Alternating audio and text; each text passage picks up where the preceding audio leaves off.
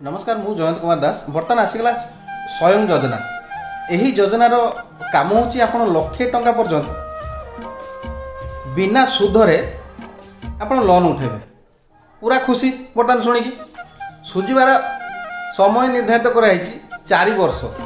आपण लक्षे टंका नहीं 4 वर्षर सुझिबे। लक्षे टंका नहीं कौन करेंगे आपणकर नुआ बिजनेस स्टार्ट करेंगे। एथिपाई सरकार स्वयं योजना करिसेंती।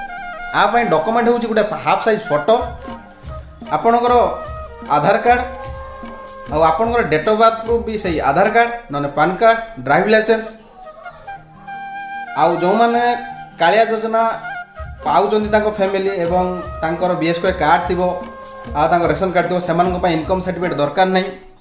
जो माने बीएसके बर्तमान करिथिले नुआ तांकर रेशन कार्ड नाही तो सेमानकु इनकम सर्टिफिकेट दरकार प्लस निहाती जरूरी गोटे उद्यम सर्टिफिकेट दरकार।